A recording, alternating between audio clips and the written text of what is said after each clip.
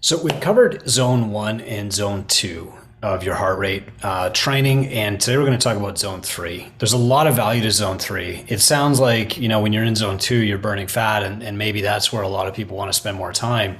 But today I really want to talk about zone three because this is where most of us would spend most of our time doing high intensity interval training or multimodal interval training in the gyms like Catalyst. And if you're doing CrossFit, most of your time is going to be spent in zone three and four and five. If you're competing in a sport, most of your time is going to be spent at zone three or above, with like intervals of complete rest, and then you jump onto the bench or onto the field of play, and you're like right into zone three. So there's a lot of value to training zone three, even if your goal is fat loss. But today I'm really going to be focused on like the metabolic effect of zone three. So first of all, improved circulation is a really important thing. You want to make your body basically more efficient at moving blood and oxygen and carbon dioxide and waste products around. So just doing this type of work will actually help you better do that, basically process those things at the cellular level, but also move things around to where they need to go better. And as you become more aerobically efficient, you get better at circulation. And this is one of those ways that happens.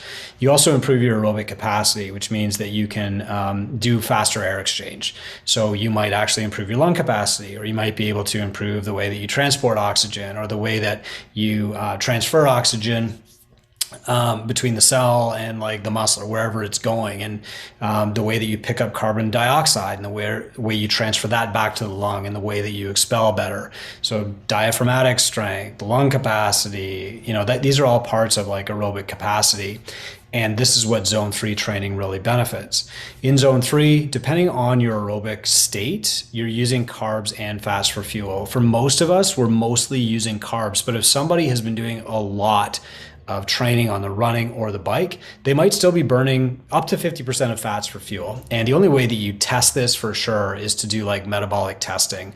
And I can talk about that at the end of this presentation.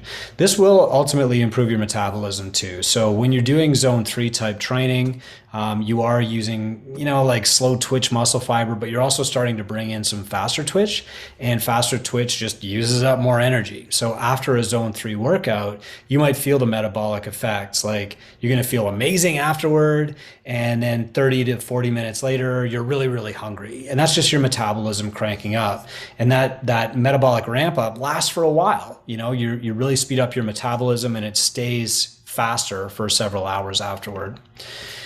Most of your carbs, as I said, are coming from blood glucose, and you're deriving this blood glucose by breaking down muscle glycogen that's stored in your muscle, and as a backup, like stored in your liver. About 80% of that is coming from the muscle, 20% from the liver. The one thing that's really interesting here, though, is that your body does this amazing process to make its own carbs called gluconeogenesis. And if you're not getting enough carbs in general, your body will start to break down proteins. And if there are no other proteins available, it will actually break down lean muscle tissue. So this is why really long distance runners who don't eat enough, don't do weight training to preserve lean muscle tissue, don't get enough protein, whatever, they can actually get a lot of chronic muscle wasting. And in some cases too, when this reaches an extreme, they're actually like leaching calcium out of their bones too. So they wind up with like chronic injuries, like breakdown of the bone. They have low muscle mass, so they're more predisposed actually to diabetes if they stop running. And this is why when people who've been running for a long time and like doing nothing else, if they get an injury or they take a break for a month, they'll quickly gain weight and they'll feel like they have to go on a diet. So you have to really watch in zone three when you're depending on short form energy sources like carbs a lot. You can become metabolically inflexible where you're always depending on carbs. And so if something happens to disrupt that pattern, suddenly your body doesn't know what to do with these carbs anymore. So it just starts storing them as fat.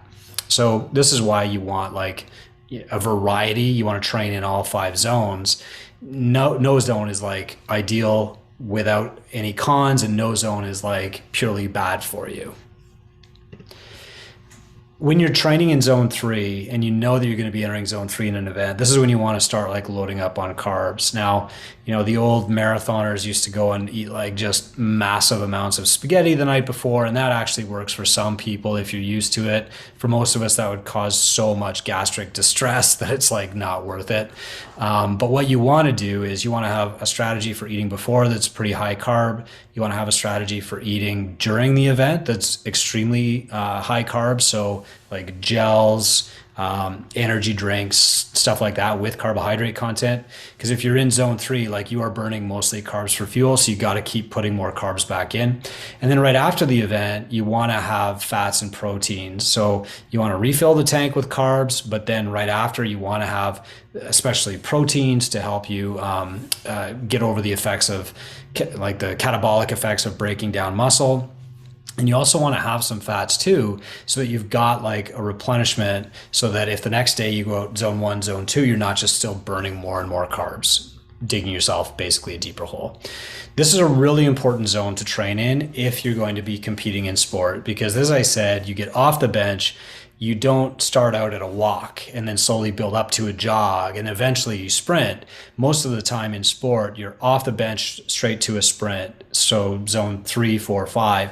And if you're training in zone 3 a lot, like high intensity intervals, sprints, climbs, all out bursts lasting, maybe a minute or two, then you're actually getting yourself able to process those carbs better. As I mentioned, better circulation, better aerobic capacity, and you'll do better at sport by training in level 3, 4, 5. So the long distance running for training for sport is not really going to help you. I mean, that broad base effect will, but for most of us, we have a broad enough base that if we train in zone 3, 4, 5 before competing in sport, like that's probably ideal.